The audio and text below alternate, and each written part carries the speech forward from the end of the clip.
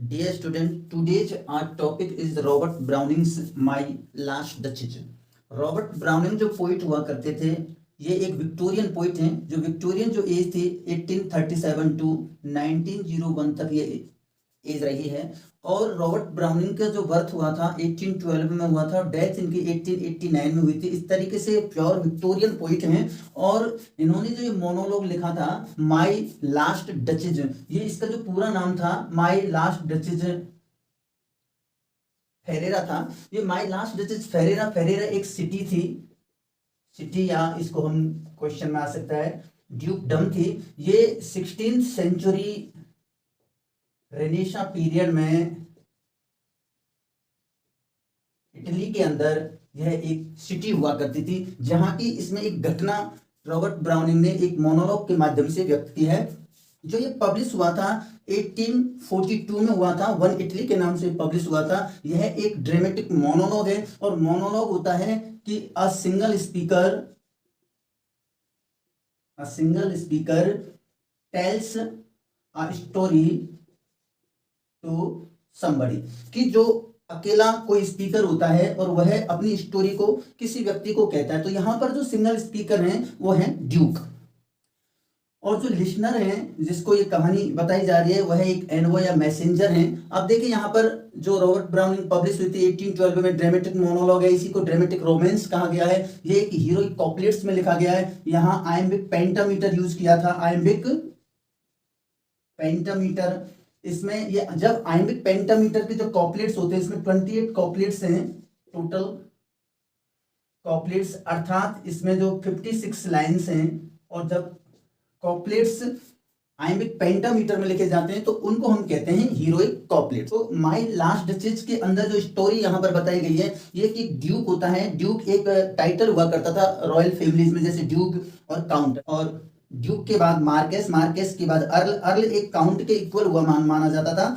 अब देखिए यहाँ पर क्या है कि ड्यूक जो थे ये प्राउडी एंड फुल ऑफ जीलस थे, और इनकी जो लेट डचेस थी, अर्थात ये जो ड्यूक ने इनकी सिंपलिसिटी और इनोसेंट नेचर के कारण इनका मर्डर करा दिया था। तो ये ड्यूक जो हैं बड़े ही प्राउडी और जीलस हैं, और जीलस किससे? इनकी सिंपलिसिटी से। इनोसेंट लेडी हुआ करती थी लेट डचेस, जिनको इन्होंने मर्डर करा दिया था।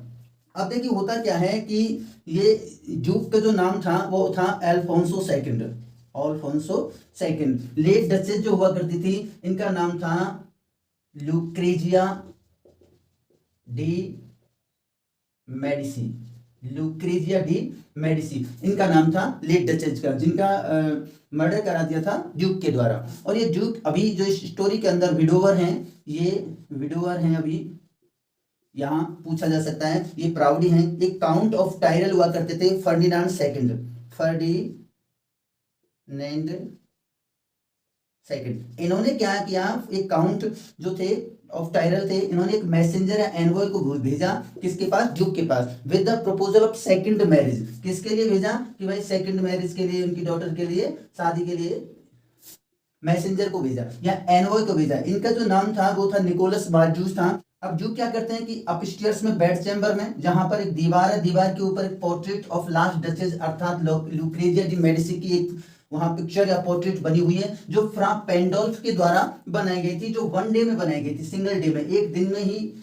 फ्रा पेंडोल्फ जो इमेजिनरी पेंटर यहाँ बताया गया है। तो ये फ्रा का अर्थ होता है फ्रायर, फ्रायर एक मॉन्क, अर्थात एक मॉन्क ने ये पिक्चर बनाई थी, वहां पर ये लगी हुई है। अब ड्यूक उनके कैरेक्टर के बारे में बता रहे हैं, किनको बता रहे हैं? मैसेंजर को। यहाँ लिसनर कौन है? मैसेंजर, एनवॉय ये मैसेंजर है, ये लिसनर है, और यहाँ पर जो ड्यूक हैं ये स्पीकर हैं।